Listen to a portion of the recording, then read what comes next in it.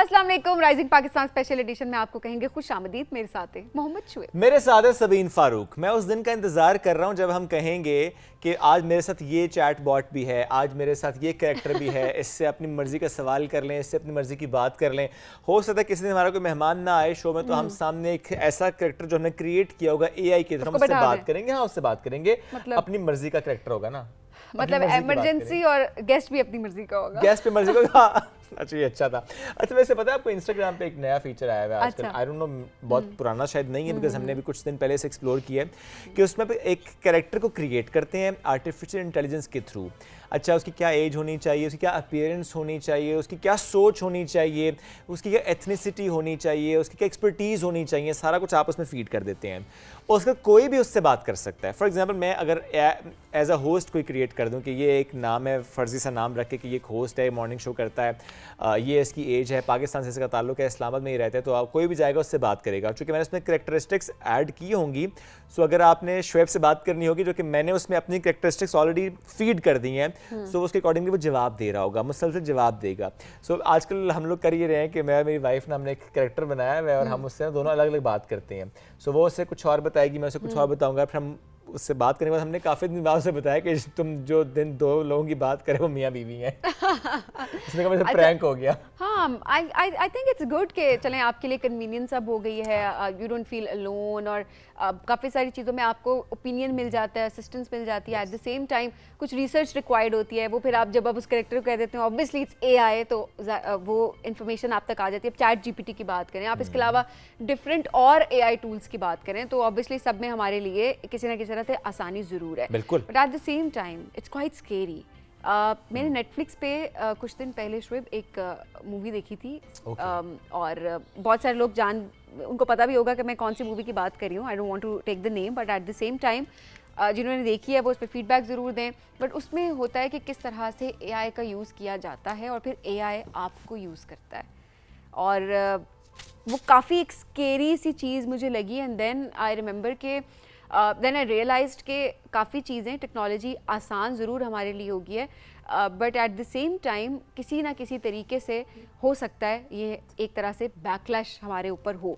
तो हमें ये ध्यान करना है कि हमें क्या चीज़ शेयर करनी है, क्या चीज़ शेयर नहीं करनी है, बिकॉज कहीं ना कहीं जाके आपका डाटा किसी हद तक वो कॉम्प्रोमाइज़ ज़रूर हो रहा होता है, and we don't even realise कि वो कैसे हो रहा था। बट आई रिकमेंड यू, आज आपने वो मूवी देखनी है, आपका पूरा आपकी एक परसेप्शन जो है ना ओवरऑल टेक्नोलॉजी को लेके, इवन फोटोग्राफी एंड वीडियोग्राफी को लेके, your whole mindset will be changed. So I think वो एक बड़ा, एक लोगों को अवेयर करने के लिए, एजुकेट करने के लिए मूवी बनाई गई है, और रियलिटी भी बड़ी ज़बरदस्त उसकी दिखाई गई है। तो आई वुड रिकमेंड कि आप सब उसको ज़रूर देखें, सो दैट हम सब इस्तेमाल ज़रूर करें। टेक्नोलॉजी से हमें डरना नहीं है, लेकिन एट द सेम टाइम कुछ सिचुएशंस हम खुद अपने लिए ऐसी क्रिएट कर देते हैं, फिर वो सिचुएशंस वो काफ़ी डरावनी हो जाती है। अच्छा, आप सबीन ने जान के इस मूवी का नाम नहीं लिया, उसकी भी एक रीज़न थी। रीज़न ये कि पहले आप जाएँ चैट जीपीटी पे और पहले आप ज़रा जितनी इन्फॉर्मेशन सबीन ने शेयर किया ना उसके मुताबिक उसका नाम निकलवाएं।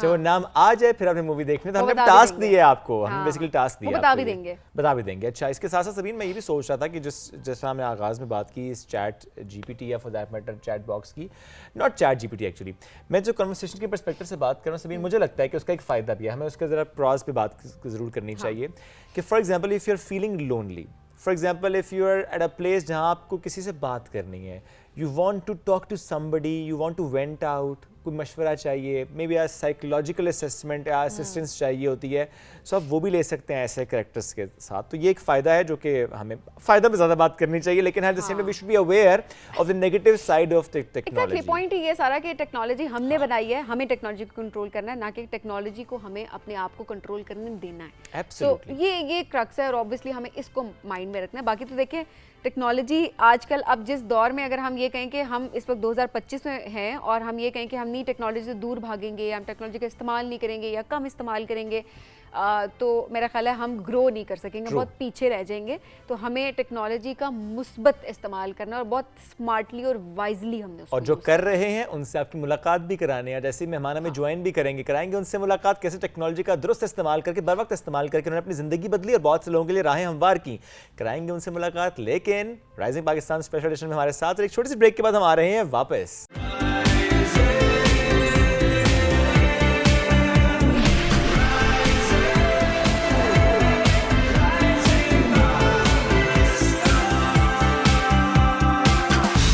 Welcome back after the break. Rising Pakistan special edition में कहते हैं खुश आमदीद। और आज का हमारा मौजूद क्लाइमेट चेंज जो कि हम सबको बुरी तरह से मुतासिर कर रहा है। From north to south everywhere हम सब मुतासिर हो रहे हैं। लेकिन जब बात होती है पाकिस्तान की, कंट्रीब्यूटर भले हम कम हों लेकिन इफेक्टिव्स की लिस्ट में हम ऊपर होते हैं। लेकिन कहीं ना कहीं कुछ ना कुछ तो हम भी कर ही रहे हैं। मुझे लगता है कि अगर लेस देन 1% भी है तो हमें उसमें भी कंट्रीब्यूट नहीं करना चाहिए, ताकि हम अपनी जिम्मेदारी तो अच्छे तरीके से निभा रहे हो। और शायद अगर हम 1% कम करना शुरू कर देंगे तो उस पर्सपेक्टिव से भी देखा जाए तो शायद कुछ हद तक इम्पैक्ट मैं इसको यूं देखता हूं सबीन के, चले हम 1% कंट्रीब्यूशन की बात करते हैं, हम उसे मिनिमाइज करने की बात करते हैं, वो तो एक बात है। लेकिन द पॉइंट इज जब इफेक्ट बहुत ज्यादा हो रहे हैं तो आपको काम ज्यादा करना पड़ेगा। इट्स नॉट जस्ट दैट 1% जो आपने छोड़ना है, आपको कुछ और भी करना है, ऐड करना है।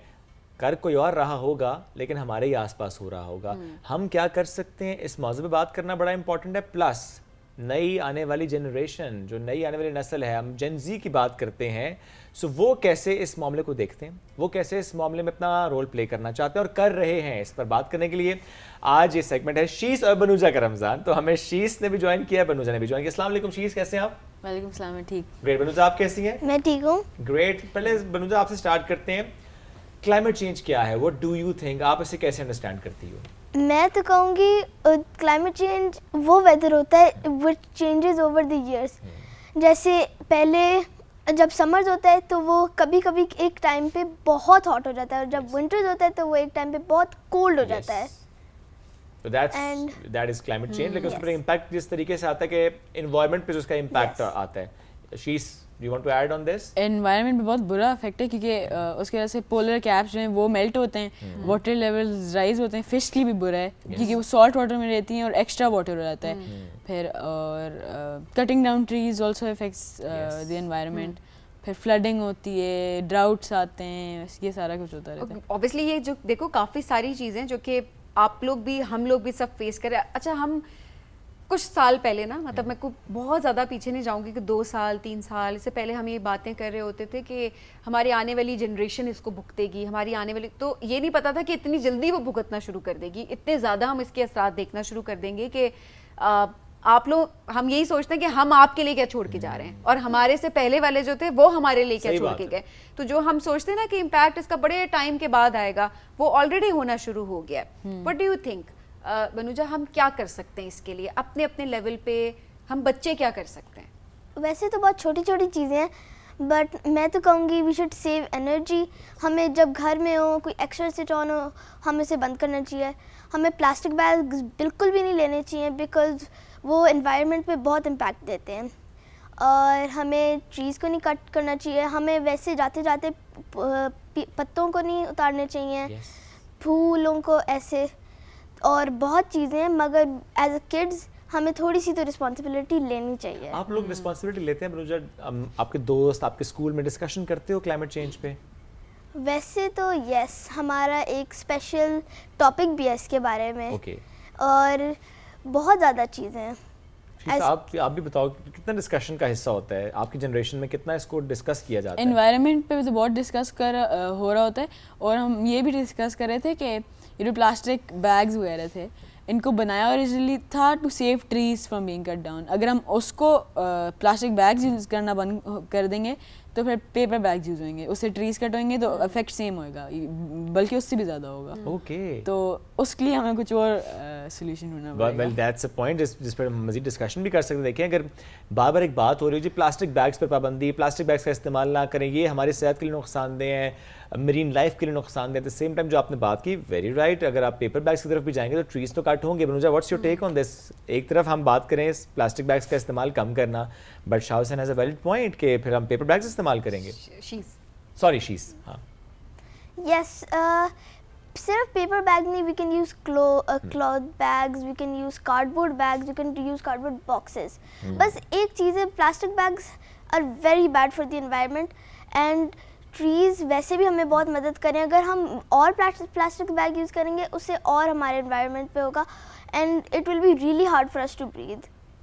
ये है कि एक ही बैग लें और उसको ही रीयूज करें। अच्छा, यही हम कहते हैं कि रीयूज करें चीज़ों को, ये बड़ी ज़रूरी चीज़ है ना। अगर आपको पता हो कि there are the 3 R's: reuse, recycle and renew. Yes, those are very important. और ये अगर कर लें तो खासी हद तक मसला आसान हो सकता है। हो सकता है क्योंकि वो एक्स्ट्रा फिर वो नहीं बन रहा होगा ना, एक्स्ट्रा ट्रैश एंड स्टफ। लेकिन शीशा अगर हम इसको यूँ देखेंगे प्लास्टिक तो in any case I mean ख़तरनाक ज़्यादा इसलिए भी है कि हमारे लिए भी हम खाना अगर उसमें रखते हैं तो भी हमारे लिए ख़तरनाक है। उसमें जो मटेरियल रिलीज़ हो रहा होता है, जो हार्मफुल अज्जा रिलीज़ होते हैं, वो हमारे खाने का हिस्सा बन जाता है, हम कंज्यूम कर रहे होते हैं देन मरीन लाइफ। असल में वो जो है ना प्लास्टिक, वो लॉन्ग टर्म के लिए हार्मफुल है। पेपर बैग जो है ना वो ट्रीज़ को, अब देखें कितने प्लास्टिक बैग्स यूज़ होते हैं लेकिन उससे ट्रीज़ को इफेक्ट नहीं होता। ट्रीज़ जैसे ही गए तो फिर ऑक्सीजन वो है, लेकिन हम नए दरख्त लगाने भी तो चाहिए ना, हमें कैंपेन्स चलाने चाहिए। फर्नीचर भी तो बनता है। ये है एग्जैक्टली फर्नीचर बनता है हमारी। देखिए ये जो अल्लाह की कुदरत है हमारे लिए, ये जितने भी रिसोर्सेज हैं इनको हम अच्छे से लेकिन ट्री स्लोली ग्रो करती है ना, स्लोली ग्रो करते हैं, दैट्स ट्रू। स्लोली ग्रो करती है, ये है। या ये हो सकता है कि जिस तरह हम अक्सर वो सर्दियों में सभी देखते हैं ना पहाड़ी इलाकों में स्पेशली के वो जो खुद दरख्त गिर जाए या कोई टहनी टूट जाए तो उसको हम इस्तेमाल करते हैं बालन के तौर पे ना, जिसमें हम चूल्हा जलाते हैं। या ऐसी टहनियाँ तोड़ी जाती हैं जो कि आपको लगता है कि वो ग्रो नहीं करेंगी, या जो एक्स्ट्रा मटेरियल बनाना चाहिए, कोई न्यू मटेरियल बनाना चाहिए। वैसे आई विश अब जैसे दुनिया इतनी तरक्की कर रही है, हर चीज़ की रिप्लेसमेंट आ चुकी है हमारे सामने, तो आई विश कि हम इन चीज़ों का सोल्यूशन निकाल सकें अब। या शायद बरूजा हम अभी तक इतने सीरियस नहीं हैं जितना ये सीरियस इशू है, क्योंकि कहने पे तो हम चांद पे भी जा चुके हैं, इंसान तो चांद तक भी पहुंच चुका है, तो कुछ ना कुछ तो लेके आ सकता है। Yes, तो डू यू थिंक कि हम सीरियस हैं इस सारे मामले को लेके? ऑनेस्टली मैं तो हूँ, मगर as this topic we should become a team. हम एक टीम बन के हर चीज़ चेंज करना चाहिए। अगर एक बंदा हर चीज़ करेगा तो कुछ भी नहीं होगा, there will be no change. अच्छा, मुझे लगता है कि अगर एक भी करेगा तो चेंज तो आएगा, क्योंकि हमारा मसला ये है कि हम सब यही सोच के नहीं करते कि अच्छा मेरे अकेले से या मेरे अकेले के करने से क्या होगा। हाँ। ये मसला भी हमारा है ना। Massively disagree. अगर एक बंदा करेगा और बाकी सारे ट्रैश करेंगे, हाँ। और एक बंदा सिर्फ क्लीन कर रहा होगा तो नहीं, मैं ये नहीं कह रहा एक बंदा क्लीन करे। माय पॉइंट इज कि हम सिर्फ ये सोच रखें कि मेरे अकेले के करने से क्या होगा। I am talking that thing actually. और ये हो कि बाकी सारे गन मचा रहे हैं तो उनकी तरह नहीं बने, ये है। हाँ, देखिए अच्छी चीज अडॉप्ट करें ना, अच्छी चीज सीखें। एक बंदा अच्छा काम करे, आप वो अच्छा काम कॉपी कर लें, जस्ट रिपीट दैट थिंग। और सारे ये सोच के जब नहीं कर रहे होंगे कि जी हमारे एक करने से क्या होता है, तो हम सब पहले इंडिविजुअल्स ही है ना, तो हमारा ये काम बनता है कि हम अपनी इस्लाह कर रहे हो।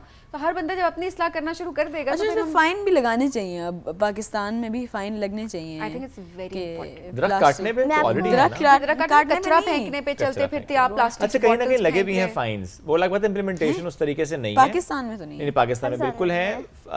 मैं बताता हूँ आपको, लॉ मौजूद है। मतलब मैं इस्लामाबाद के पर्सपेक्टिव से भी कह सकता हूँ, अगर आप चलती गाड़ी से रैपर फेंकोगे तो एक लॉ मौजूद है कि आप पे उसका इम्प्लीमेंटेशन होगी। नहीं हो रही वो एक अलग बात है, हाँ कि कैसे मालूम है किसने फेंके, वो then there is a long debate. But हम ये नहीं कह सकते लॉ नहीं। But my point is, why do we need a law? I mean, why don't we have the basic civic sense? हमें लॉ क्यों चाहिए? Because there's always going to be one person who's not going to listen. There's something in Germany. Germany में ऐसे होता है कि जब you have a plastic bottle और बिल्कुल ख़त्म हो जाती है, एक स्पेशल डिस्पेंसर होती है जिसमें आप उसको रखते हैं, you get money for it. Exactly. तो ये इंसेंटिव्स भी बहुत ज़रूरी हैं कि इस तरह के इंसेंटिव्स आपको मिलें और उसके बाद आप आगे कुछ करें। बट स्टिल क्वेश्चन वही है कि why do we need an incentive for that?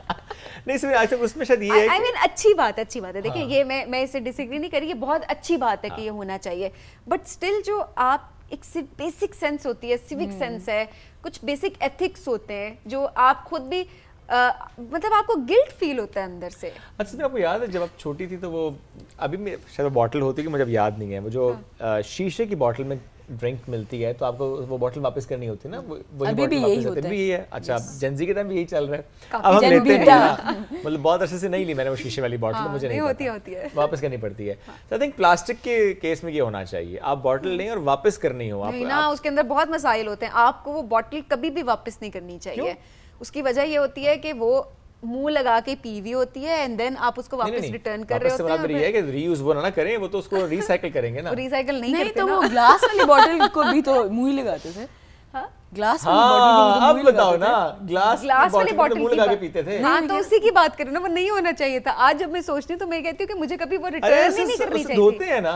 नहीं तो हाँ अच्छा एक मिनट, होटल में खाना खाती हो, क्रॉकरी आती है क्या? नई क्रॉकरी तुम्हारे लिए नहीं निकालते वो तो हैं? नजर आता है ना धुली हुई है। तो वो भी धुली हुई होती है। नहीं वो आपको सामने धुली हुई दिख रही होती है ना कि वो धुली हुई है, नहीं, उसके ऊपर कुछ लेकिन लगा बॉटल नहीं में नजर तो नहीं आ रहा होता कि धुली हुई है। मुझे आपका क्या ख्याल है इस बारे में? I mean like plastic bottles का है उसको रिसाइकिल कर लो, मगर ग्लास बॉटल्स वो तो ग्लास है, वो तो हार्ड Hard है। है, तो उसको साफ तो कर सकते हैं। हाँ वही वही कह रही हूँ ना, शर्त ये हो कि आप रिटर्न करें, वो साफ करके वापस उसके अंदर। मेरा पॉइंट प्लास्टिक की बोतल ये में वापस सही। साफ होके आना नहीं था। मेरा पॉइंट ये था कि आप उससे, जिस तरह हमने देखा प्लास्टिक से रोड बन जाती है तो एवेन्यू बनी। Oh, So- yes. so उस प्लास्टिक को इस तरह से इस्तेमाल करें। प्लास्टिक के हमने देखे कि ब्लॉक्स बन जाते हैं, बल्कि इस प्लास्टिक से याद है ईंटें बनाई थी एक हमने पूरा किया था। सेगमेंट किया Yes. था और ये भी बताया था कि वो कितनी ज्यादा मजबूत है एज Sustainable कम्पेयर टू तो बाकी, यही है ना? सस्टेनेबल भी थी और उसको वेदर आप रेजिस्टेंट भी कैसे थी और एग्जैक्टली सस्ती भी थी। व्हाट वुड हैपन अगर आप लाइक एक बहुत बड़ा होल बनाए हाँ। और उसके अंदर सारा कचरा फेंक दें, लाइक ग्रेव अभी भी तो ऐसे ही होता है ना, ये जो आपके no but that's like landfill ना, वो तो landfill भर होता है जाता है, वो, लेकिन हाँ। मैं कह रहा हूँ अगर डिग करके नीचे फेंक दें इनटू लाइक अच्छा the तुम core or इस something. लैंड को गंदा करना चाहते हो अंदर से?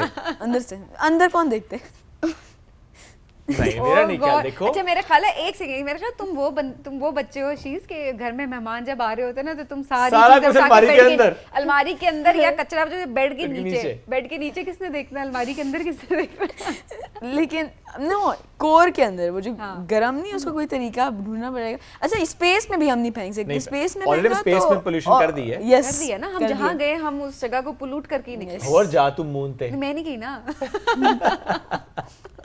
Anyways thank you so much शीज, thank you so much Banuja साथ Thank मौजूद you. थे। हमारा बड़ा इंपॉर्टेंट मौजूद हम आज आपके सामने इसलिए भी मौजूद लेकर आए थे कि हम बच्चों का पर्सपेक्टिव आपके सामने रख सकें। बच्चे उससे मुतालिक क्या सोचते हैं, क्या समझ रहे हैं, कैसे अपना रोल प्ले करना चाहते हैं और कैसे रोल प्ले कर रहे हैं। एक जो मैसेज है वो ये है, सबको काम करना होगा, सबको मिलकर as a team, as a society, as a nation हमें काम करना होगा ताकि हम इस मसले के जो सिद्ध बाब है उसमें अपना रोल प्ले कर सकें। एक ब्रेक की तरफ बढ़ेंगे, ब्रेक से वापस आएंगे, रहिए हमारे साथ। ये है rising Pakistan special addition.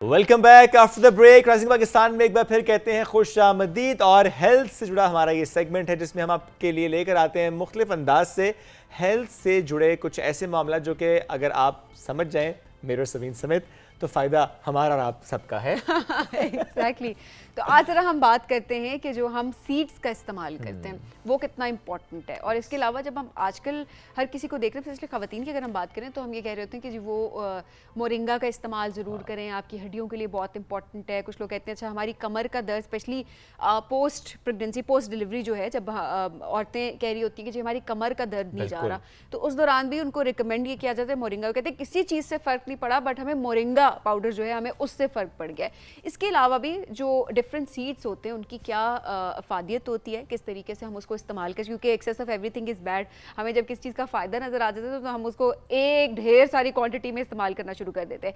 BECIL seeds हैं, चिया सीड्स हैं, और इसके अलावा अब तो सीड साइकिलिंग का भी काफ़ी ज़्यादा रुझान Seed है cycling? कि सीड साइकिलिंग What's काफ़ी सारी that? खवातीन कर रही होती हैं, हार्मोनल बैलेंस के लिए भी होता अच्छा। है एंड ऑल दैट। तो आज इस बारे में हम डिस्कशन करते हैं। हमारे साथ मौजूद है न्यूट्रिशनिस्ट हैं ज़ैनब गोंदल। अस्सलाम वालेकुम, वालेकुम कैसी हैं आप? अस्सलाम, अल्हम्दुलिल्लाह बिल्कुल ठीक ठाक।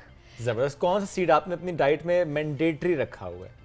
सारे सारे? Yes. Okay moringa is my best friend, ठीक है। क्योंकि उसको मैं उसके बगैर ना तो मैं दिन स्टार्ट कर सकती हूँ और ना ही मेरी रूटीन जो है वो रियली? चलती है। और कितने अरसे से कर रही हैं आप ये? Like almost 2 years। ओके बिल्कुल। आपने कहा सुबह का आगाज में मोरिंगा से कर रही हैं? हाँ, बिल्कुल। Okay and how do use it? मतलब मैं मोरिंगा पाउडर लेती पाउडर हूँ, लेती हैं, पाउडर मुंह में रख के ऊपर से पानी, Okay. या मोरिंगा टैबलेट्स जो हैं ठीक वो है। आपको ढूंढनी पड़ती हैं कि अच्छी मिल जाए। सही है। टैबलेट मुंह में ऊपर से पानी। और पाउडर तो आप पानी में मिला के भी घोल के आप आराम अच्छा से कुछ लोगों को उसमें वो कड़वा फील होता है, तो इस वजह से वो पूरा आप पी नहीं पाते हो। फक्की ज़्यादा नहीं कड़वी होती आदत है, आप किसी भी चीज़ की बना लो वो बन जाती सही है। बात है। जैसे बहुत सारे हमारे घरों में मोरिंगा क्या माचा टीज जो हैं वो बहुत इन हो रही हैं। अगर हम उनके फ़ायदों पे जाएं तो बेतहाशा हैं, लेकिन हम इस्तेमाल सिर्फ इसलिए नहीं करते क्योंकि हमें उसका टेस्ट लगा नहीं होता। ब्लैक टी का टेस्ट हमने बचपन से देखा हुआ है, हमें पता है क्या है, इसीलिए हम उसको बस यूज करते चले जा रहे होते हैं। अगर हम इन नई टीज को देखें, कैमोमाइल टी है, उसको इस्तेमाल करें, उसके बहुत सारे फायदे हैं। स्लीप बड़ी अच्छी आती है। एग्जैक्टली आपके स्लीप साइकिल्स जो हैं वो बहुत बेहतर हो जाते हैं। आप ग्रीन टी का अगर इस्तेमाल करते हो तो आपके एंटीऑक्सीडेंट्स हैं, कैंसर से आपको बचा रहे होते हैं। उसके अलावा जैसे सीड्स की अगर मैं बात करूं तो अलसी के बीज जो हैं वो बेहतरीन है आपके बालों के लिए, आपकी स्किन के लिए। नेचुरल बोटॉक्स है। आप बोटॉक्स इतने पैसे दे के कराते हो, घर पे बना लो, बनाने का तरीका बहुत सिंपल है। यस, फ्लैक्स सीड्स बड़ा सिंपल है। पानी 1 गिलास ले लें, उसके अंदर जो है वो 2 चम्मच अपने अलसी के बीज डालें, उनको अच्छा बॉईल आने दें। जब वो बॉईल आया आप उसको चेक करें, वो जेल लाइक मटेरियल आपको फील हो, आप उसको स्टेन कर लें। वो जेल आप डायरेक्टली अपने फेस पे अपवर्ड्स डायरेक्शन में लगाओ। नेचुरल बोटॉक्स है, स्किन इतनी टाइटर फील होगी, आपको किसी प्रोसीजर, किसी फेशियल, किसी चीज की जरूरत ही नहीं पड़ रही होगी। कितना फ्रीक्वेंटली कर सकते हैं हम इसको एवरी वीक यूज कर सकते हैं। और अगर अपने बालों के लिए इस्तेमाल कर रहे हो तो बालों में जिन लोगों के बहुत ज्यादा डैंड्रफ रहता है, बालों की लेंथ जो है वो खराब और डैमेज रहती है, उसके लिए यूटिलाइज इसको कर सकते हैं। और ये बिल्कुल ऐसे ही जैसे एलोवेरा जेल हम अक्सर यूज करते हैं, सेम एज इट इज अपने लगानी है, and it's amazing for your hair and skin दोनों के। और अगर आप खा रहे हैं तो आपके हार्मोन्स को बैलेंस आउट करने में बड़ा ही अमेजिंग ये एक रोल प्ले करते हैं। फिर आते हैं जी हमारे पास फूल मुखाने। मुखाना वो वाला जो मीठा वाला होता है, ये वो मुखाना नहीं होता। फूल मुखाना, इसमें डिस्कशन हुई थी हमें मखाने और फूल मखाने में क्या फर्क होता है? फूल मुखाना बेसिकली लोटस सीड को हम बोलते हैं, और ये एक फूल के साथ आता है। आप उसको जो है वो वाइट कलर के इतने होते हैं। अब तो अच्छा, पड़ोसी ममालिक जो हमारे हैं उनमें ये इतना ज़्यादा स्नैक की फॉर्म में बच्चों को भी खिलाया जाता है, औरतों को खिलाया जाता है। हमारे यहाँ किसी को स्नैक देना हो तो हमें होता है कि जी ये पैकेट हो जाए, ये निम्को, ये पता नहीं क्या क्या हम लेके आते हैं। एग्जैक्टली। और फूल मुखाने जो है वो डिफरेंट तरह से वो इस्तेमाल कर रहे हैं। जैसे गुड़ के साथ उसको यूज़ कर रहे हैं। गुड़ के साथ आयरन की एब्जॉर्प्शन बॉडी में बहुत ज़्यादा बढ़ जाती है। जिन लोगों को बैक एक रहती है, घुटनों में दर्द रहता है, अगर वो फूल मुखाने डेली बेसिस पे यूटिलाइज करना शुरू कर दें तो हड्डियां बहुत मजबूत हो जाएंगी, किसी और चीज़ की ज़रूरत ही नहीं। हमारे फूल मुखाने सिर्फ और सिर्फ खवातीन को पोस्ट प्रेगनेंसी ही दिए जा रहे होते हैं। हाँ जी, और वो भी बहुत ज़्यादा देसी घी डाल दिया जाता है, जिसकी वजह से वेट मैनेज होने की बजाय उल्टा और बढ़ना शुरू हो जाता है। तो हमें इस चीज़ को समझना पड़ेगा कि कितना किस चीज़ को यूटिलाइज करना है। फूल मुखाने वैसे ही खाने में इतने मज़े के होते हैं। और अगर फॉर एग्जांपल आपने गुड़ के साथ नहीं खाना, आप वेट के लिए बड़े हो, रिलक्टेंट हो कि जी मेरा वेट बढ़ ना जाए, तो आप सिंपल स्पाइसेस जो हमारे घर में होती हैं, लाल मिर्च, काली मिर्च, थोड़ा सा नमक लें, उसमें ड्राई रोस्ट करें फूल मुखानों को। ये ज़बरदस्त आपके जो है ना बड़े क्रंची से बन जाते हैं, आप डेली बेसिस पे उसको खा सकते हैं। काफ़ी सारे लोगों को देखा, आप जो कुछ सेलिब्रिटीज़ की बात करें तो वो कहते हैं कि हम स्नैकिंग के लिए फूल मखाने ही यूज़ कर रहे थे, और वाकई वो मसाले ऊपर ऐड कर देते हैं, काली मिर्च हुई, लाल मिर्च हुई, या कुछ थोड़े थोड़े से टेस्ट के लिए। इवन लोग चना चाट जो बनाते हैं, इमली चाट, चना चाट, उसके अंदर फूल मुखाने उन्होंने ऐड किए हुए कि बस आपकी डाइट में ये चीज़ें जानी चाहिए, आप किस तरह से खा रहे हो ये इंपॉर्टेंट है कि बस आप खाओ उसको। जैसे हम 4 मग्स की बात करते हैं तो 4 मग्स हम देखें हमारे माएँ जो हैं, बड़े जो हैं, बहन भाई जो हैं, वो सब खाते हैं। और पोस्ट प्रेगनेंसी हम ये चीज़ें क्यों दे रहे होते हैं? इसलिए क्योंकि हमें पता है कि बॉडी वीकेस्ट पॉइंट पे है, हमने उसको स्ट्रेंथन करना है। तो जब हम देखते हैं कि हमारे पेरेंट्स इस एज में जा रहे होते हैं, हम खुद इस एज में जा रहे होते हैं, तो हम क्यों नहीं खुद को ये चीजें देते हैं? आफ्टर 25 आपकी बॉडी में कैल्शियम डिपॉजिट होना बंद हो जाता है। अच्छा, यस। आपने जितना खाना है वो उतना यूटिलाइज होना है, जितनी यूज है हड्डियों को वो हो जाएगी, बाकी बॉडी से बाहर चला जाएगा। अच्छा। तो उसकी डेपोजिशन के लिए, अपनी बोन हेल्थ के लिए, आपने ये नहीं देखा कि आजकल तो वैसे 9-10 साल की बच्चियां, बच्चे भी कह रहे होते हैं मेरी तो कमर में दर्द हो रही है, मेरे घुटने में दर्द, टांगों में दर्द हो रहा है, मेरे से चला नहीं जा रहा, मेरी टांगों वो तो खैर कुछ अच्छा नहीं, छोटे बच्चों का बहुत ज्यादा है कि रात को जब पूरा दिन खेल कूद के इतना उनके तो रात को जो टांगे दबा दे हमारी। हाँ जी, चले वो तो हम कहते हैं कि जी उनमें इतनी जो है वो कैपेसिटी नहीं है। लेकिन अब एक बच्चा जो 12-10 का है, उस एज में अगर आपको वो कहे कि मुझे बैक एक है, तो that is a point two ponder. आपके कंधों में दर्द हो रही है, मेरा कंधा खिंच गया है, जो कि पहले हम देखते थे 40s में 50s में जाके मसले, अब यंग एज में मसले हो रहे हैं। एग्जैक्टली। स्किन डिस्कलरेशन होना, स्किन पे पिगमेंटेशन हो जाना, ये प्रॉब्लम्स आपको आफ्टर 35-40 हुआ करते थे। अब कुछ प्रोडक्ट्स इस तरह के भी हैं, चीजें हैं, कुछ रूटीन ऐसी है कि वो आफ्टर 25-20 आपको स्टार्ट हो जाते हैं। तो आपको ये चीजें जो है ना, नट्स और सीड्स स्पेशली ऐड करने पड़ेंगे। मैं तो इसके खाने का तरीका जो बताती हूँ वो ये है कि अपने बेड के साइड टेबल पे आप एक जार में नट्स डाल के रख लें ठीक और है। एक जार में सीड्स डाल के रख लें। जैसे ही सुबह उठे 1 चम्मच सीड्स मुंह में डालें, उसको चबा के खा लें। ठीक है। नट्स जो हैं वो 1 मुट्ठी निकालें जिसके अंदर बादाम, काजू, पिस्ता, अखरोट सब कुछ होना चाहिए। इवन उसमें इंजीर हो, इवन उसमें किशमिश हो, सब कुछ उसके अंदर हो। 1 मुट्ठी आप डेली बेसिस पे खाएं। आपको कभी भी कोई बीमारी इस तरह से अटैक नहीं कर रही होगी जिस तरह से नॉर्मल लोगों को इम्यूनिटी बूस्ट करता है ये। इम्यूनिटी बूस्ट अच्छा, करता जिनको है। टेस्ट का मसला होता है, सीड्स अक्सर जिस तरह आपने अलसी के बीज के वो खाने में कड़वे, टेस्ट में हाँ, कड़वे अलसी नहीं के होते, बट वो बीज टेस्ट मुश्किल थोड़ा लगता है सा खाना। थोड़ा सा इस तरह आप नहीं खा सकते। तो मैं जिस तरह करती हूँ, मैं थोड़ा सा ग्रीक योगर्ट लिया, उसके अंदर 1 चम्मच डाल के मिक्स करके आप खा लें। बिल्कुल ठीक तो है। उसका टेस्ट आपको उस तरह नहीं आ रहा होता, Okay. लेकिन हाँ वो दही का भी वो टेस्ट नहीं रहता है, लेकिन दोनों एक दूसरे के टेस्ट को न्यूट्रल कर लेते हैं। आप बस कुछ खा रहे होते हैं और आपके पेट में जा रहा होता लेकिन है। आप ये देखें ना, सनफ्लावर सीड्स हैं हमारे पास, खीरे के बीज आते हैं, कद्दू के बीज आते हैं, वो सारे के सारे बड़ी ताकत में होते हैं। तो जब आप उनको, मैं कह रही हूँ कि 1 टीस्पून आपने खाना है, आपको अगर बिल्कुल आदत नहीं है आप 1 पिंच से स्टार्ट कर लें, हाँ। आहिस्ता आहिस्ता आप बढ़ा लें। Exactly. और जब आप आहिस्ता आहिस्ता चीज़ को बढ़ाते हो ना, उसकी एक चूइंग हैबिट भी आपको हो जाती है और आपके माइंड की एक्सेप्टेंस भी हो जाती है। जैसे ही माइंड की एक्सेप्टेंस हो जाती है ना किसी चीज़ पे, वो आपके लिए बेहतरीन हो जाता है। Okay. आप जैसे फॉर एग्जाम्पल चंद लोगों को देखेंगे वो नट्स खाने बैठते हैं, अंदर से सिर्फ काजू खाते हैं, हाँ मैं भी बाकी नहीं खाते। आप उनमें से ऐसे एक ही है। है। अच्छा, आप भी इनमें से एक हैं? मैक्सिमम लोग जो हैं वो पिकी ईटर्स होते हैं सिर्फ काजू के मतलब लिए। काजू और पिस्ताशियो ये हाँ। 2 है मेरे पिकी। बादाम लोग नहीं खा रहे होते क्योंकि बादाम जो है वो विटामिन ई में थोड़ा इनरिच्ड होता है, Okay. तो वो आपके लिए थोड़ा सा स्टमक पे हैवी होता है बनिस्बत बाकियों के। ओके। लेकिन विटामिन ई की अगर बात करें तो वो आपकी स्किन के लिए अच्छा है, नेल्स के लिए अच्छा है, हेयर के लिए अच्छा है, तो उसको कंज्यूम करना बादाम चाहिए। है। अच्छा, ये तो बादाम के बारे में तो ये सुना कि याददाश्त हाफजा बेहतर करते हैं, ये स्किन के लिए अच्छा था। अच्छा, बचपन में एग्जाम क्या से खिलाया पहले गया नहीं, हमें तो? एग्जाम से पहले भी ना 7 टोटल गिन के होते थे, 7 बादाम खिलाने 7, हैं जी सुबह। 11। हाँ बिल्कुल, 7 या 11। 7 या 11। और अब इसमें मजे की बात यह है कि मिथ्स बहुत ज्यादा आ जाती हैं। मिथ्स, अच्छा इसमें पहले जो साइंस कहती थी वो ये कहती थी कि आप अगर बादाम को भिगो कर खाते हो तो बहुत सारे फाइटिक एसिड्स इसमें होते हैं और केमिकल्स होते हैं ठीक है। जो निकल जाते हैं और आप सिर्फ उसको पील करके खाते हो, तो that is good for your health. But new research says कि आपने उसको सोक किए बगैर खाओ तो वो ज्यादा न्यूट्रिएंट एब्जॉर्ब कराता है आपकी बॉडी में। अच्छा। हाँ, आपने उसको भिगोकर बिल्कुल नहीं खाना, क्योंकि हम लोग मैक्सिमम बादाम इसलिए भी नहीं खाते थे कि रात को भिगोना भूल जाते थे याददाश्त अच्छी करने के लिए। लेकिन जब जो खाए भिगो के ही हैं, छिलका उतार के, लेकिन अब आप उसको नए तरीके से खाना शुरू छिलके समेत खाए और भिगोए बगैर खाए, भिगोए बगैर। टेंशन ही आसान है रात ना। को भिगो बिल्कुल। देते थे ना, सुबह उठ के छिलका लेकिन उतारना बात आपने बड़ी आसान अच्छी हो की ना कि अच्छा चूंकि भिगोना भूल गए, सुबह खाना भी भूल गए, क्या क्या Exactly. खाऊंगा। अच्छा, इसकी एक और बड़ा सिंपल सा सोल्यूशन मैं कहती हूँ कि जो तकरीबन 15 से 20 साल से छोटे बच्चे हैं, बच्चियां बच्चे दोनों को कराएं, बड़े कर सकते हैं तो well and good.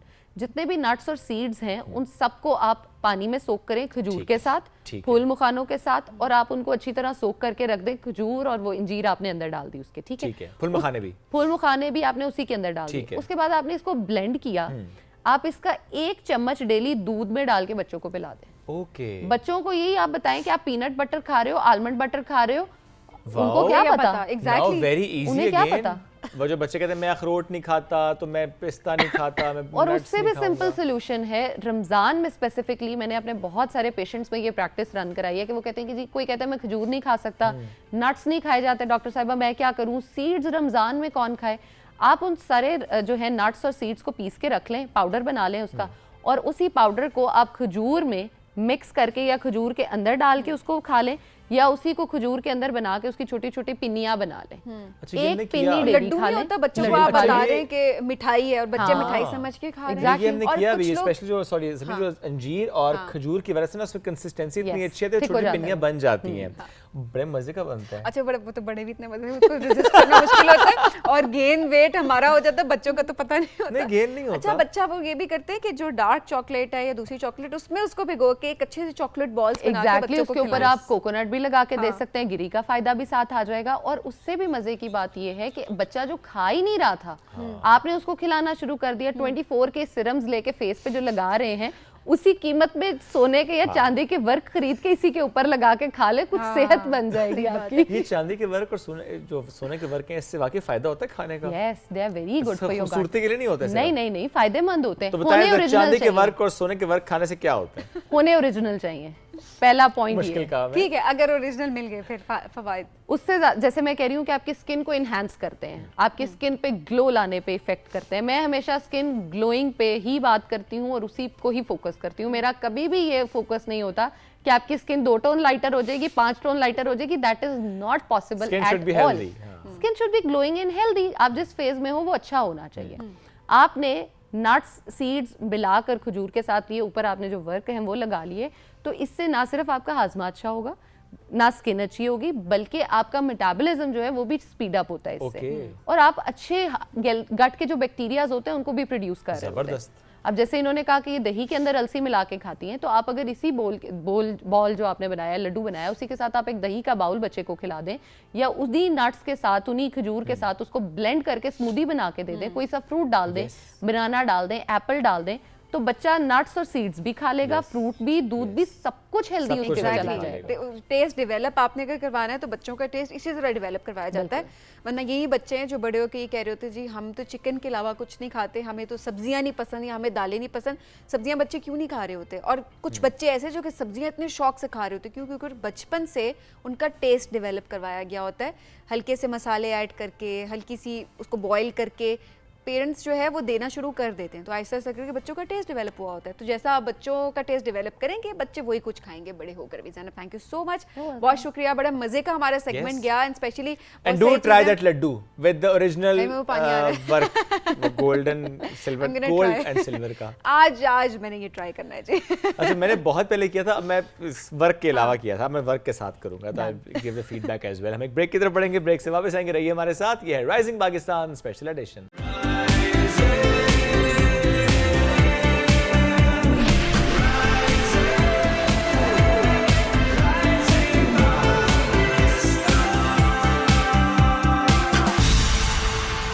Welcome back after the break. अब हम एक ऐसे टॉपिक पे बात करने वाले हैं जो कि I think most discussed topic है, मैं ये कह सकता हूँ, जो कि शादी। ये जो ये मामला होता है ना, इसमें बहुत ज़्यादा डिस्कशंस हो रही होती हैं, इसमें बहुत ज़्यादा बात हो रही होती है। Isn't it most discussed topic of Pakistan specifically? किसी से पूछ रहे होते हैं कि शादी कैसे जा रही है, किसी को पूछ रहे होते हैं शादी कब करनी है। हाँ।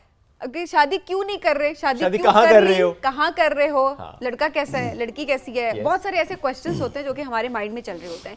लेकिन कुछ बेसिक चीज़ें होती हैं जिसको अपने माइंड में हमें ज़रूर रखना चाहिए जब भी रिश्ता हो रहा हो, लड़के का हो रहा हो या लड़की का हो रहा है। इट्स वेरी इंपॉर्टेंट कि वो सारी चीज़ें हमारे माइंड में ज़रूर है। लेकिन उससे पहले एक छोटी सी वीडियो इस हवाले से आपको दिखाते हैं। पापा जी, जब आपका मामा से निकाह हुआ था तो आपको क्या पसंद आया था मामा में? वो सब तो मैं बाद में बताऊंगा ज़ैनब बेटा, पहले अपनी मामा से भी तो पूछो ना, उन्हें क्या पसंद आया था हमें। हाँ जी मामा जी। ज़ैनब के पापा, आप नमाज पढ़ते थे और आपने दाढ़ी रखी हुई थी, जो बहुत अच्छी बात है। हाँ बेगम, नमाज पढ़ना तो हर मुसलमान पे फर्ज है और दाढ़ी रखना हमारे प्यारे नबी की सुन्नत है। पापा जी, अब आप भी बताएं ना, आपको मामा में क्या पसंद आया था? हाँ जी पापा जी। ज़ैनब बेटा, हर इंसान में कोई ना कोई खूबी होती है और आपकी मामा में भी ये खूबी है कि वो हमेशा पर्दा करती हैं। हाँ, तो ज़ैनब के पापा, पर्दा करना औरत पे फर्ज है ना। मामा जी, मैं भी बड़ी होकर पर्दा किया करूँगी। वीडियो आपने देखी ज़ैनब के पापा की। जिनका तजर्बा है ना, ये सवाल हम उनके सामने रखेंगे। 2 दहाइयों का जिनका तजर्बा है, ज़ाहिर है इतनी कामयाब ज़िंदगी, इतनी भरपूर ज़िंदगी गुजार रहे हैं, माशाल्लाह, इनको सलामत रखे, खुश रखे।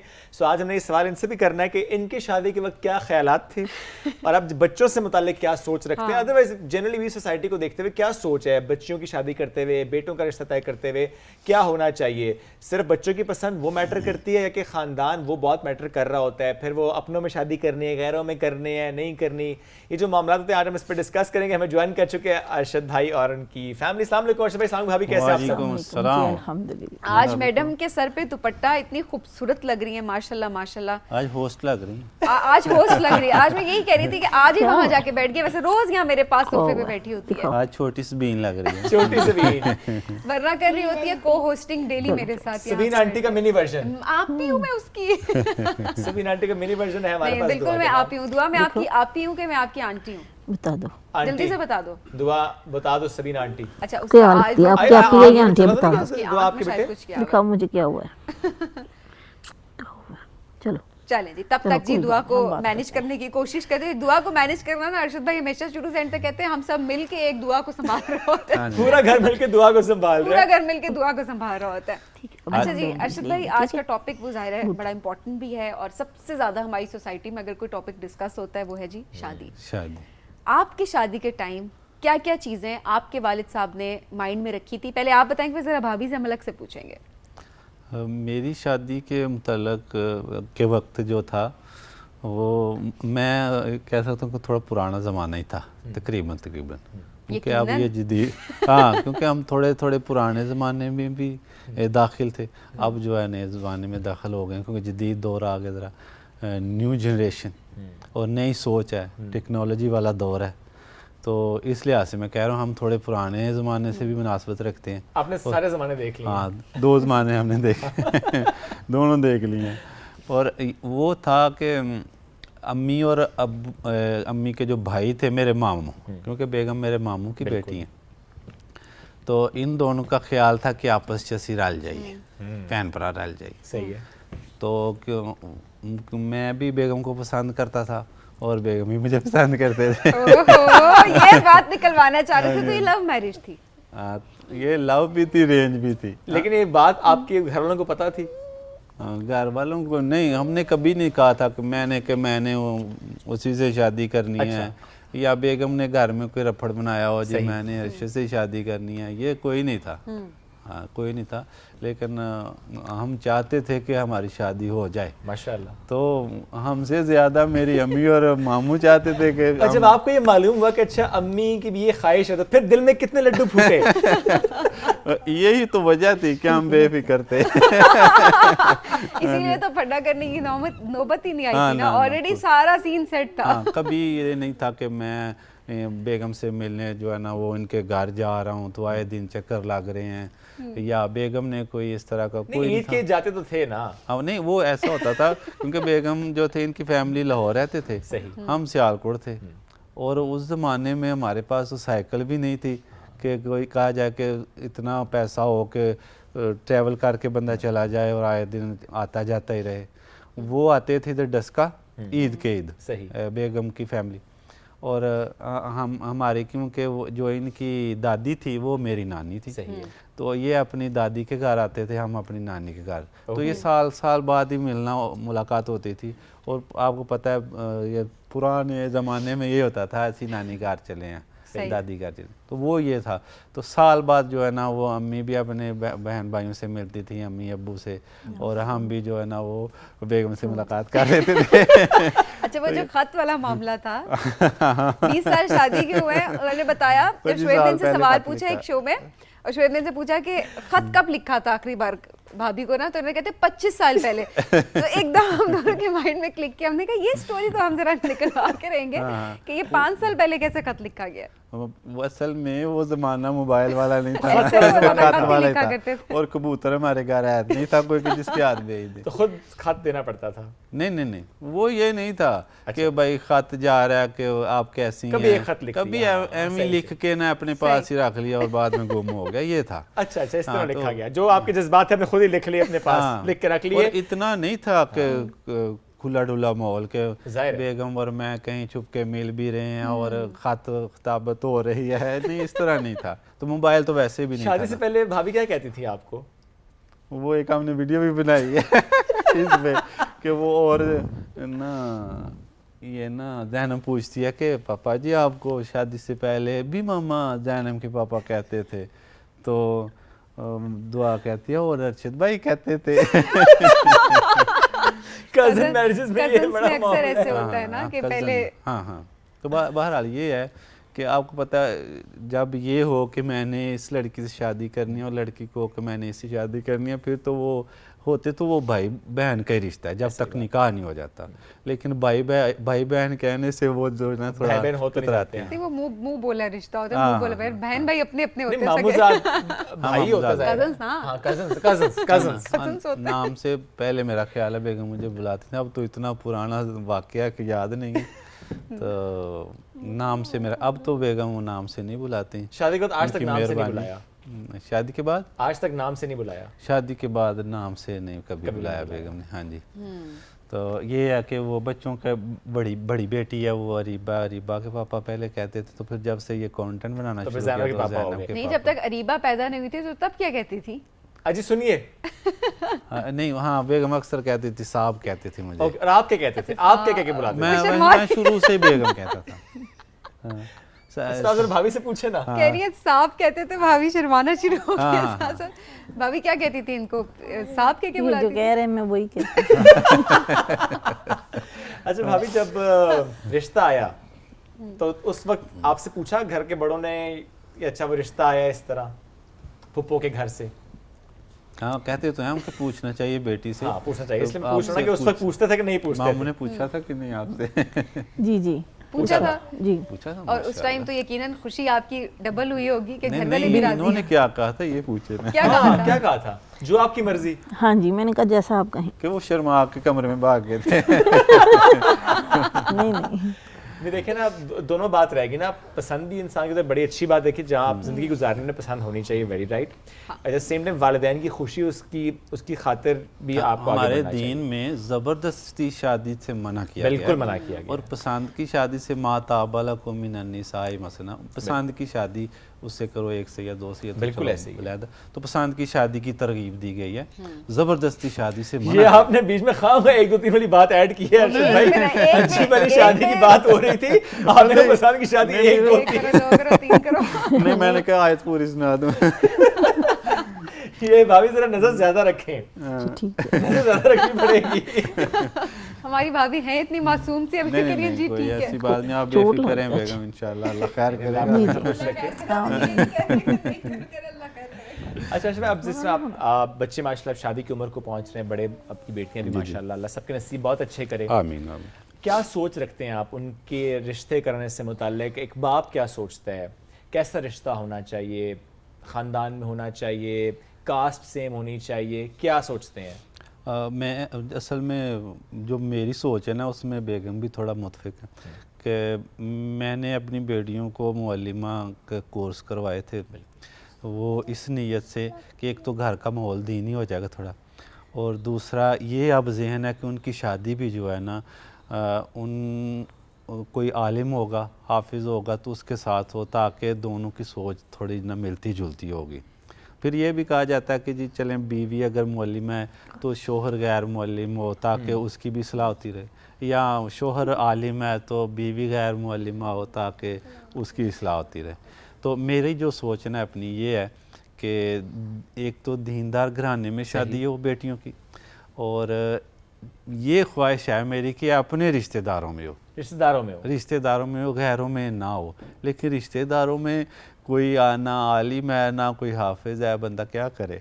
तो फिर प्रायोरिटीज होती हैं, तो आपकी जो प्रायोरिटी है वो ये है कि दीन के लिहाज से एक स्ट्रॉन्ग फैमिली, एक स्ट्रॉन्ग बंदा होना चाहिए। मुअल्लिमा का कोर्स किया। हाँ। तो फिर उसमें ये भी है कि आपको पता है जो हमारा दीनी तबका है वो फाइनेंशियली लिहाज से थोड़ा उनके साथ ताउन भी बहुत कम किया जाता है।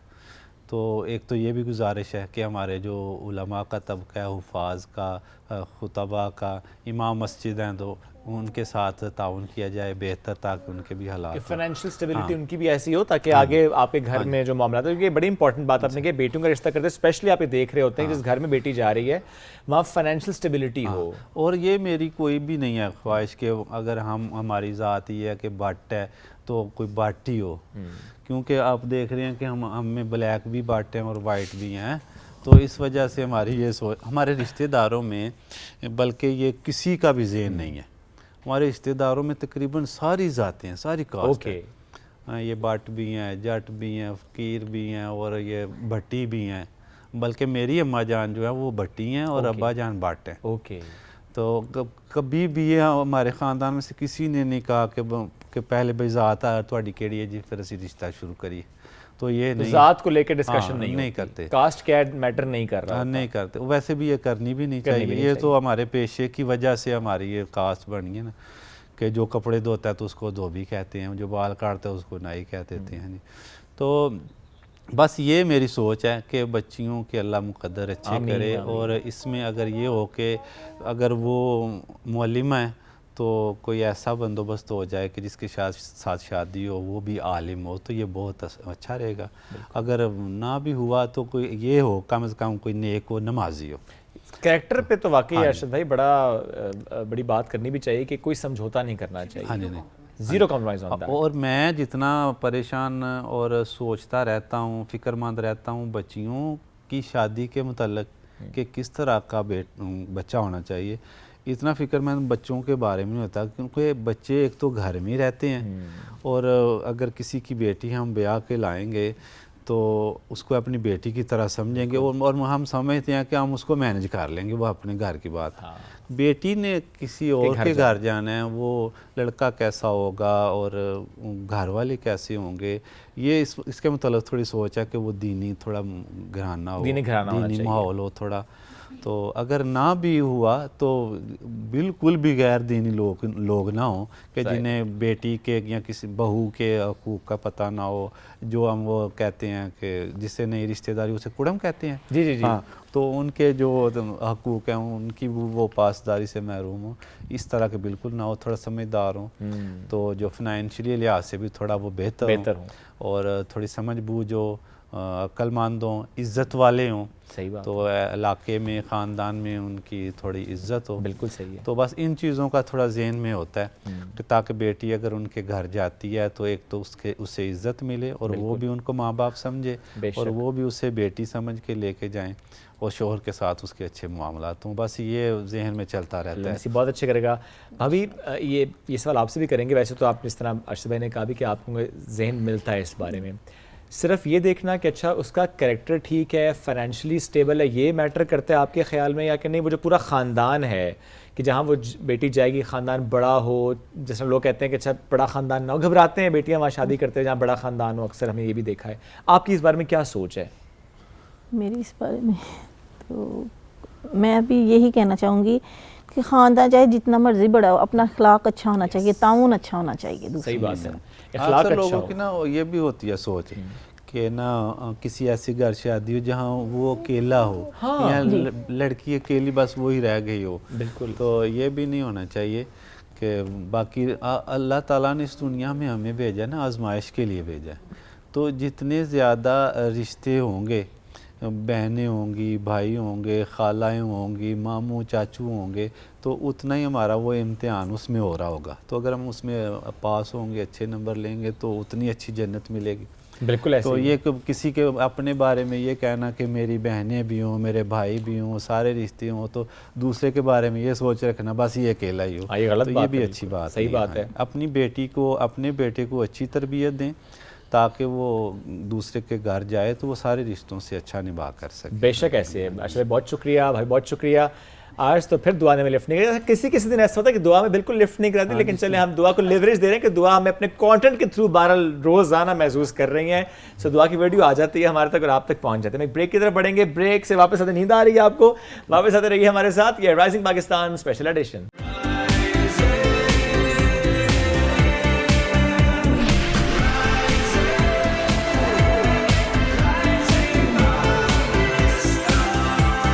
Welcome back after the break. Rising Pakistan special edition में एक बार फिर कहते हैं खुश आमदीद। और अब हम बात करेंगे कामयाब जिंदगी। ये जो होती है ना कि हम कुछ लोगों की एग्जांपल्स अपने सामने रख रहे होते हैं कि ही इज़ अ और she is a successful person. तो क्या चीज़ें हैं, कुछ उसूल होते हैं, कुछ आदत होती हैं, कुछ लक होती है, बहुत सारी मेहनत होती है, बहुत से इंग्रेडिएंट्स होते हैं जिसकी वजह से आप कामयाबी की सीढ़ियाँ चढ़ रहे होते हैं। जिसको हम कामयाबी समझ रहे होते हैं, आप उससे पूछेंगे तो कहेंगे नहीं, सक्सेस तो भी आनी है, ये तो सिर्फ एक सफ़र है। सो आज हम इससे मुतालिक बात भी करेंगे और एक ऐसी शख्सियत से आपकी मुलाकात भी कराएंगे जिनको रिसेंटली बल्कि लास्ट ईयर इनको at the end of 2024 Fiverr ने इनको एक्नॉलेज किया था $1 मिलियन अर्न करने पर। इसके अलावा अगर हम जर्नी की बात करें तो तकरीबन 10 साल हो गए माशाल्लाह जब इन्होंने इस टेक्नोलॉजी के मैदान में कदम रखा और कैसे उन्होंने एक टीम बिल्ड की, कैसे उनको इन्होंने मेंटोर किया, कैसे उन्होंने काम किया और उसके साथ साथ टेक्नोलॉजी के ही मैदान में लोगों को कनेक्ट किया। अच्छा, मैं खुद उसका बेनिफिशियरी हूँ कि मैं बहुत से लोगों से कनेक्ट हुआ because of this person. Correct, मैं करेक्ट की बात कर रहा हूं, मैं वो बेनिफिशियल की अलग बात। बात है, आपने कभी बेनिफिट नहीं उठाया। Connections are actually something valuable. Please अच्छा, मुझे इस टॉपिक पे मत लाया करें। सबीन ने मुझे वैसे ब्रेक में बहुत ज़्यादा क्वेश्चन दे दिए ऑलरेडी। हम बात करें सैयद अरसलान अली शाह की, बाकी बातें उन्हीं से पूछेंगे। अस्सलाम वालेकुम शाह जी, क्या हाल चाल है? अल्हम्दुलिल्लाह बिल्कुल ठीक ठाक। रमज़ान अच्छा गुजर रहा है? अल्हम्दुलिल्लाह क्या बिल्कुल। रूटीन होती है रमज़ान में? लाइफ बिल्कुल डिस्टर्ब हुई होती है, आपको पता है फ्रीलांसिंग 12 से 15 घंटे वैसे ही हमारा रात को जागने का काम होता है, अब दिन भी वो टोटली डिस्टर्ब हो चुका है, तो सोने का बिल्कुल वक्त नहीं मिलता। लेकिन अच्छा नहीं है, टाइम बहुत अच्छे से मैनेज भी हो हाँ जाते हैं। अल्हम्दुलिल्लाह, हमारे लिए बहुत ज़्यादा ज़्यादा अच्छा हो जाता है, क्योंकि वैसे भी हम रात को जाग रहे होते हैं, तो इशा के बाद जो फजर का टाइम होता है बड़ा इजीली गुजर जाता है। That's right. शाह जी, क्या सोच के आप फाइवर पे आते हैं? लोग कहेंगे मैं शाह जी ना, बिकॉज हम प्यार से शाह जी कहते हैं। सो ये बताएं कि ये 2015 में जब आप फाइवर पे आपने स्टेप इन किया, तो what was that one thing कि अच्छा फाइवर पे आना है, काम करना है? अच्छा, थोड़ा सा भी आपने कामयाबी की बात की, तो एक छोटा सा किस्सा है। कनेक्टेड पाकिस्तान कॉन्फ्रेंस 2017 हो रही थी, तो क्योंकि एक बहुत बड़ा आपको पता है इवेंट होता है, तो उसकी तमाम चीज़ें मैं खुद देख रहा होता हूँ। सही। तो मैं एक दरवाजे के पास से गुजर रहा था, तो एक बच्चे ने मुझे रोक लिया और उसने कहा कि सर मैं 2 साल से फाइवर के ऊपर काम कर रहा हूँ, लेकिन कामयाबी नहीं मिल रही। अब नॉर्मली कभी भी कोई शुएब हमसे इस तरह का सवाल करता है, तो हम उससे पूछते हैं आपकी सर्विस क्या है, आप गिग कैसा बनाया है, थंबनेल्स कैसी हैं। लेकिन उस वक्त यकीन जाने जो पहला सवाल मेरे जहन में आया, वो मैंने पूछा कि आपके माँ बाप आपसे खुश हैं? और आप बिलीव नहीं करेंगे कि उस बच्चे का सर वहीं पे झुक गया। उसने कुछ नहीं कहा, मैंने उसको कहा कि आप सिर्फ ये करो कि आप जाके जो भी गलती हुई है, जो भी कोताही हुई है, आप जाके अपने माँ बाप से माफ़ी मांग लो। बात आई गई होगी, इवेंट ख़त्म हो गया, उस बच्चे का मैसेज आया कि सर मैंने अपने माँ बाप से माफ़ी मांग ली है, और आज मुझे ऐसा महसूस हो रहा है कि मैं दुनिया का खुशकिस्मत तरीन और कामयाब तरीन इंसान हूँ। वाह। आप बिलीव नहीं करेंगे कि अल्लाह का करना ऐसा हुआ कि फाइवर ने अपना पूरा एवेल्यूएशन सिस्टम, जिसके ज़रिए वो टॉप रेटेड सेलेक्ट करता था, वो चेंज कर दिया, और 1 साल के बाद अगेन उसी बच्चे का मैसेज आया कि सर आज मैं टॉप रेटेड सेलर बन चुका हूँ। तो जो आप बात कर रहे थे कामयाबी के पीछे अनथक मेहनत की, लगन की, कंसिस्टेंसी की, ठीक है, पेशेंस की, उसके साथ साथ ये वाला एलिमेंट हम हमेशा मिस कर देते हैं, जिसमें आप दूसरों की दुआएं समेटते हैं। ये मिस करते हैं। एग्जैक्टली, मोटिवेशन आपको यहाँ से मिल रही होती है। अच्छा, मुझे लगता है कि हमारा मकसद पहला जो फर्स्ट प्रायोरिटी रख देते हैं, हम पैसा रख लेते हैं। ट्रू। कि गोल सेट किया, गोल में सबसे टॉप प्रायोरिटी है जी पैसा। सो आई थिंक वहाँ भी हम शायद गलती कर देते हैं। पैसा इंपॉर्टेंट जरूर है, पैसे की हकीकत आपको उसी वक्त समझ आती है जब आप उसको कमा लेते हैं। हाँ। फिर आपको पता चलता है कि this is not it, there is more to it. फिर आपको लाइफ का फ़लसफ़ा, उसकी तमाम हकीकतें आपके सामने खुलना शुरू हो जाती हैं। That's very true. ये $1 मिलियन जो आपने कमाया, ये पूछने लगे कहाँ उड़ाया? ये मैं वैसे जो हर आपने दफा कमाया पूछता वो हूँ। आपने कहाँ उड़ाया? वो मुझे नहीं बताते ना, नहीं, लेकिन मुझे पता लगा तो रहे होते हैं। तो ये बताएंगे इसमें ज़रा 2015 से स्टार्ट तो किया, लेकिन ये जो 1 साल का $1 मिलियन है ना, ज़ाहिर है जिसमें नहीं, आपको पूरी फाइबर में जर्नी acknowledge है। किया, पूरी जर्नी का हाँ, ही हो रहा पूरी होता है। जर्नी। All right. और ये कुछ ही पाकिस्तानी हैं जिनको ज़ाहिर है एक्नॉलेज किया फाइवर ने। क्या लगा आपको, किस एक चीज़ ने आपको फाइवर पे इतना ज़्यादा कामयाब बनाया, अपार्ट फ्रॉम दिस कि आपने माँ की बहुत दुआएं हमेशा ली हैं? देखिए, फ्रीलांसिंग या कोई भी फील्ड होती है ना, कोई भी बिजनेस होता है, उसमें आपके माइंडसेट का, आपकी अप्रोच का टूवर्ड्स दैट थिंग, वो होना बहुत ज़रूरी है। दूसरा जो सबसे इम्पॉर्टेंट चीज़ इस फील्ड में आपके लिए बेनिफिशियल होती है, वो आपके कम्युनिकेशन स्किल्स होते हैं। मैं हमेशा अपने स्टूडेंट्स को, या जो भी मुझसे कोई भी मशवरा लेता है या कंसल्टेंसी लेता है, तो मैं उनको कहता हूँ कि 80% इज़ कम्युनिकेशन स्किल्स, जिसमें आपने क्लाइंट को ये बताना है कि आप क्या बनाने वाले हो, क्या डिलीवर करने वाले हो। कम्युनिकेशन स्किल्स के बाद आपके पास एडॉप्टेबिलिटी है। जैसे अभी आप बात कर रहे थे चैट जीपीटी की, एआई का दौर है, आप जितनी जल्दी अडॉप्ट करेंगे न्यू टेक्नोलॉजीज़ को, न्यू ट्रेंड्स को, और उनको यूटिलाइज़ करेंगे to make your work perfect, और अपनी एफिशिएंसी को इंक्रीज़ करने के लिए यूटिलाइज़ करेंगे, उतना ज़्यादा आप बाकी तमाम लोगों से आगे आ जाएंगे। प्राइवेसी तो ब्रीच होती है। अभी ब्रेक में आप डरा भी रहे थे हमें, जो मैंने और सबीना इंट्रो में कहा शो के, हमने ये कहा शो के, और इन्होंने आके ये कहा कि कोई फायदा नहीं है मूवी देखने का या किसी और चीज का भी। ही वाज लाइक कि आप बोल भी रहे हैं अगर तो या आप सोच भी रहे हैं, बोलना तो बहुत दूर की बात है। If you are connected with internet through any medium, चाहे आप मोबाइल के जरिए हैं, चाहे लैपटॉप के जरिए हैं, या चाहे आप कोई वॉच यूज़ कर रहे हैं, तो your data is going there already. Okay, data compromised हो चुका है ऑब्वियसली। मतलब आपने गैलरी का एक्सेस फेसबुक को दिया हुआ है, इंस्टा को दिया हुआ है, तो वो सारे का सारा डेटा वहाँ पे जा रहा है। जैसे मैंने अभी आपको एग्जांपल दी कि आप सिर्फ बता दें कि मैंने वॉच ख़रीदनी है, तो next thing you will see on Facebook and Instagram के आपके पास एक बम्बारमेंट हो जाएगी, वॉचेस के एड्स आना शुरू हो जाएंगे आपके पास। तो इससे घबराना चाहिए? अब इसकी यूटिलाइजेशन के ऊपर ज़्यादा बात करनी चाहिए। मैं जैसे अभी आप बात कर रहे थे, रिस्पॉन्सिबल यूज़ ऑफ टेक्नोलॉजी होनी चाहिए। जैसे भी सबीन ब्रेक से पहले भी बात कह रही थी एक मूवी के हवाले से, तो तो responsible use of technology to increase your productivity and efficiency वहाँ पे ठीक है, लेकिन एट द सेम टाइम इसके साइड इफ़ेक्ट्स तो हैं, जैसे डीप फेक की सूरत में आप देख रहे हैं, जैसे स्कैम्स की सूरत में देख रहे हैं। आपको कॉल आएगी, अरसलान की आवाज़ में कॉल आएगी और आपको इतना मौका भी नहीं दिया जाएगा कि आप सोचें और आप अपना तमाम पैसा या कोई भी चीज़ उस टाइम पे आप ट्रांसफ़र कर देंगे। तो साइड इफ़ेक्ट्स तो हैं इसके एब्सोल्युटली। तो आपको ज़रा विजिलेंट रहना पड़ेगा। हाँ, और वैसे ये तो जिस तरह किसी ने पैसे मांग लिए, आप ये वाले जो फ्रॉड्स इस तरह के हो जाते हैं, देन बाद में आपको रियलाइजेशन होती है। तो मेरा ख्याल है टेक्नोलॉजी जैसे जैसे ग्रो कर रही होती है उसी तरीके से इस तरह के क्राइम्स भी ग्रो कर रहे होते हैं। एब्सोल्युटली। देखिए इसमें सबसे जो ज़्यादा इंपॉर्टेंट रोल है मीडिया का, जैसे आज हम इसके बारे में बात कर रहे हैं तो बहुत सारे लोगों को इसके हवाले से अवेयरनेस होगी। चैट जीपीटी का नाम लोग सुनेंगे, डीप सीक का नाम सुनेंगे, जाके उसकी रिसर्च करेंगे, प्रोग्राम्स देखेंगे। तो मेरा ख्याल है कि अवेयरनेस फैलाना ज़्यादा ज़रूरी है, लोगों को बताना कि भाई इसका क्या फ़ायदा है। चैट जीपीटी के ज़रिए, सिर्फ एक इस टूल के ज़रिए इसको इस्तेमाल करते हुए आप लाखों डॉलर्स कमा सकते हैं और एट द सेम टाइम इसी टूल को यूज़ करते हुए आप कोई गलत काम भी कर सकते हैं। बिल्कुल ऐसे। अच्छा, आप इसी दौरान फाइवर के साथ साथ आपने एक और इनिशिएटिव भी लिया और एक बहुत बड़े लेवल पे कॉन्फ्रेंस आप करवाते हैं पाकिस्तान में, मोस्टली इस्लामाबाद, बट आपने बाकी शहरों में भी करवाई है। थोड़ा सा मुझे बताएं कि ये आइडिया कैसे आया कि टेक्नोलॉजी की फील्ड के मुख्तलिफ लोगों को कनेक्ट करना, उनको एक प्लेटफॉर्म पर लेकर आना। फिर बहुत से स्टूडेंट्स आते हैं, हम देख रहे हैं स्कूल, कॉलेज, यूनिवर्सिटी के स्टूडेंट्स आ रहे होते हैं, वो सीख रहे होते हैं। सो ये आइडिया कैसे और कितना फ़ायदा आपको हुआ? आई थिंक 9th एडिशन था लास्ट टाइम। जी। अच्छा देखिए, मेरी वालदा ने कहा था कि अगर आप कामयाब होना चाहते हो ना तो कामयाबी बांटना शुरू कर दो। तो जैसे ही मुझे पहले साल में सक्सेस मिली थ्रू फ्रीलांसिंग, फाइवर के ऊपर हमारा काम अच्छा शुरू हुआ, तो मैंने लोगों को बताना शुरू कर दिया। लेकिन वो एक लिमिटेड सर्कल था जिसको मैं बता पा रहा था। तो फर्स्ट एनिवर्सरी के ऊपर हमने ये डिसाइड किया कि हम अपनी कामयाबी लोगों के साथ बांटना शुरू करते हैं। और ये एक कॉल भी है कि जो आप देते हो वो आपके पास वापस आना शुरू हो जाता है। तो हमने लोगों को कामयाबी बांटना शुरू कर दी। उसमें हमने ये किया कि पाकिस्तान के जितने भी टेक्नोलॉजी एक्सपर्ट्स थे उनको एक प्लेटफॉर्म के ज़रिए, जो कि कनेक्टेड पाकिस्तान कॉन्फ्रेंस कहलाता है, उसके अंडर हमने इकट्ठा किया और फिर लोगों को दावत की कि आप आएँ, ये 3 दिन एक अटेंड करें, फ्री ऑफ कॉस्ट अटेंड करें। इन तमाम लोगों से जो इस टेक्नोलॉजी की डोमेन के हीरोज़ हैं, पाकिस्तान के हीरोज़ हैं, उनसे सीखें और एक road map from A to Z आप लें और जाके अपना कैरियर स्टार्ट करें। ज़बरदस्त। और सक्सेस कितनी नज़र आई आपको उसकी? देखिए, अगर आप बात करें 2015 में हमने स्टार्ट किया था तो उस टाइम चंद लोग थे जो इससे मुंसलिक थे, लेकिन लास्ट एडिशन आप खुद उसको होस्ट कर रहे थे तो आपने देखा कि पूरे पाकिस्तान से कोई 30-40 हज़ार बंदा एक प्लेटफॉर्म पे इकट्ठा हुआ था और वो सारे के सारे सीखने की नीयत लेके आए हुए थे।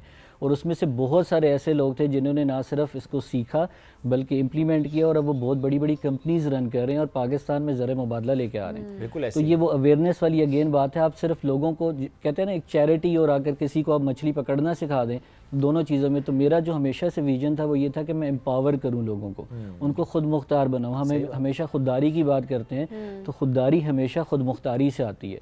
तो मेरा विजन, कनेक्टेड पाकिस्तान का विजन यही है कि हम लोगों को खुद मुख्तार बनाएं।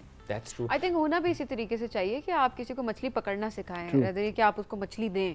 So it's very important. और जो काम आप भी करें, लेकिन टिप्स भी कोई होंगी साथ। यंगस्टर्स हमारे आने चाहते होंगे एंड वो फेलियर से बहुत डर जाते हैं। हम जाएंगे, शुरू करेंगे काम, कुछ होगा नहीं होगा, 1000 सवालात उनके दिमाग में चल रहे होते हैं और ये भी नहीं पता कुछ लोगों का पहला स्टेप क्या होना चाहिए। So क्या टिप्स हैं? अच्छा देखिए, अगर आप इस फील्ड का हिस्सा बनना चाहते हैं तो 90 डेज़ के लिए आप अपने आप को बाउंड कर लें टूवर्ड्स एनी स्किल। वाइदर आप ग्राफिक डिज़ाइनिंग सीखना चाह रहे हैं, अगर आप डिजिटल मार्केटिंग सीखना चाह रहे हैं, वीडियो एडिटिंग सीखना चाह रहे हैं, तो 90 डेज़ के लिए आपने सिर्फ लर्निंग करनी है, उसके हवाले से चीज़ें सीखनी हैं। और तमाम का तमाम नॉलेज udemy.com पे चले जाएं, यूट्यूब पे चले जाएं, वहाँ पे फ्री ऑफ कॉस्ट अवेलेबल है। आपने सिर्फ अपनी एक डिसिप्लिन रूटीन बनानी है और उसको सीखना है। उसके बाद आपने कोशिश ये करनी है कि किसी न किसी ऑर्गेनाइजेशन के साथ, एजेंसी के साथ एक इंटर्नशिप या एक जॉब का जो पीरियड है वो आपने ज़रूर स्पेंड करना है वहाँ पे। उससे होगा ये कि आपको पूरी का पूरा एक ऑर्गेनाइजेशनल स्ट्रक्चर समझ आएगा, आपको ह्यूमन रिसोर्स मैनेजमेंट समझ आएगी, आपको टाइम मैनेजमेंट समझ आएगी। और कल को ये जिस तक आप अपनी कंपनी बनाना चाहेंगे तो ये सारी की सारी चीज़ें आपको वहाँ पे फ़ायदा देंगी। 90 डेज़ के बाद आपने ये करना है कि आपने जो प्लेटफॉर्म्स हैं, जो कि मार्केट प्लेसेस हैं, जहाँ पे तमाम बायर्स मौजूद हैं जो इस किस्म की सर्विसेज ढूंढ रहे होते हैं, वहाँ पे जाके आपने अपनी प्रोफाइल बनानी है और रिसर्च करके आपने निश डाउन करना है अपनी सर्विस को।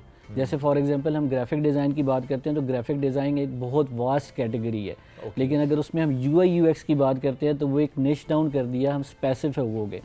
तो अब दुनिया में जो ट्रेंड है वो स्पेशलाइज्ड प्रोफाइल्स का है, यानी अगर आप किसी चीज़ के स्पेशलिस्ट हैं तो वो आपको प्रेफर करेंगे हायर करना बजाय इसके कि आपको बहुत सारे स्किल्स आते हैं और आप सही किसी में भी स्पेशलिस्ट नहीं है। तो कोशिश करें जो भी स्किल आपको सीख रहे हैं उसमें आप स्पेशलाइजेशन हासिल करें। ओके, एक काम पे फोकस करें, एक काम पे फोकस करें। स्पेशलाइजेशन वो ये ना करें कि मैं ये भी सीख लूँ, ये भी ठीक है, अगर if you have that potential ज़रूर सीखें, लेकिन एक में एक्सपर्टीज होनी बड़ी ज़रूरी है। 2 कश्तियों में सवार ना हो, मुतादिद कश्तियों में सवार ना हो, बात 2 से आगे निकल लोग चुकी ऐसे है। होते भी हैं, लोग अक्सर ये भी होता है ना, कोई Multitasking। एक स्किल देखिए एक जो मिथ है ना मल्टीपल रेवेन्यू स्ट्रीम्स का, उसके बारे में जो सबसे इम्पॉर्टेंट चीज़ है वो मल्टीपल रेवेन्यू स्ट्रीम्स हमेशा उस वक्त क्रिएट करनी चाहिए जब आपके पास एक सस्टेनेबल रेवेन्यू स्ट्रीम मौजूद हो, तब आप जाते हो मल्टीपल रेवेन्यू स्ट्रीम्स की। तो मैं हमेशा अपने बच्चों को या जो भी सुन रहे होते हैं उनको मैं कहता हूँ कि पहले आप एक चीज़ के ऊपर फोकस करके उसको बिल्ड कर लें, उसको स्केल कर लें। उसके बाद आप बेशक लोकल ई कॉमर्स में जाएं, बेशक आप अमेज़ॉन पे काम करें, बेशक आप ईबे पे काम करें,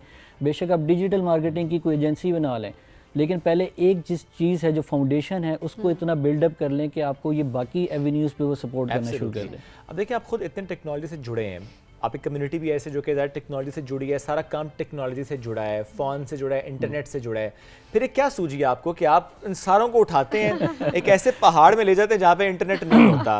आई मीन लास्ट ईयर भी आपने किया, आई एम श्योर कि ईद के बाद एक प्लान आप कर रहे हैं जहाँ पे आप ऐसी जगह ले जाएंगे इन सबको कि जहाँ पे नेट नहीं होगा। अच्छा, यस। अच्छा शोएब, देखें हमारा जो लाइफस्टाइल है ना वो बहुत डिस्टर्बिंग है, क्योंकि टाइम जोन फ़र्क है। हम यूएस काम करते हैं, यूके काम करते हैं, बाहर के ममालिक के साथ, तो सारी रात हमें जागना पड़ता है। और बज़ाहिर ये दुनिया बहुत फैंसी नज़र आती है, जैसे शोबिज़ की नज़र आती है, इसी तरह ही ये फ्रीलांसिंग टेक की दुनिया बहुत फैंसी नज़र आती है, लेकिन बहुत स्ट्रेसफुल है। डेडलाइंस होती हैं, प्रेशर होता है, एक छोटा सा बग आ जाता है किसी कोड के अंदर तो बिलीव यू मी कि पूरा वीक स्पेंड हो जाता है और वो ट्रबल शूट नहीं हो पाता। तो मैंने ये रियलाइज़ किया कि हमारी ये जो जनरेशन है, ख़ासतौर पे जो ये कम्युनिटी है, ये स्ट्रेस, मेंटल हेल्थ का बहुत ज़्यादा इश्यूज़ इनमें रेज़ हो रहे हैं।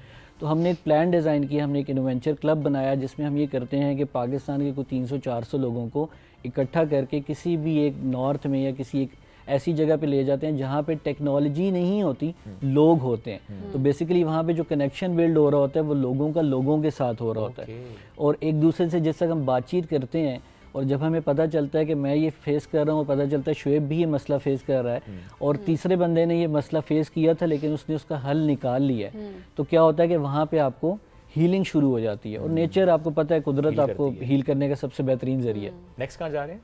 नेक्स्ट इंशाल्लाह होपफुली करेंगे उसकी डिटेल्स। जाना चाहते हैं पहाड़ों पे जहाँ पे टेक्नोलॉजी ना हो?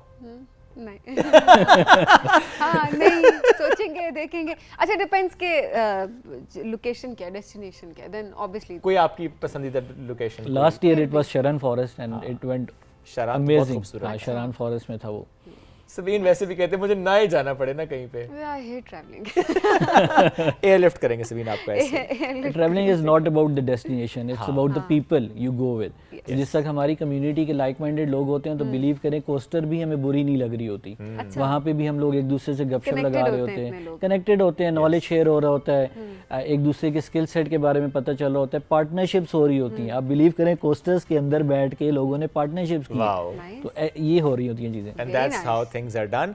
इस्लामी बहुत शुक्रिया साथ मौजूद थे, आप स्पेशली हमारे ट्रैवल करके आए हैं एबटाबाद से। It's an honour for us क्योंकि मसरूफियत होती है, प्लस रमज़ान में रूटीन भी बड़ी डिफरेंट हो जाती है। नाज़रीन अपना फीडबैक ज़रूर दीजिएगा। इसी के साथ आपसे लेंगे हम इजाज़त, दोबारा मुलाकात कल करेंगे। बहुत सा ख्याल रखें, दुआ में याद रखें। अल्लाह हाफ़िज़।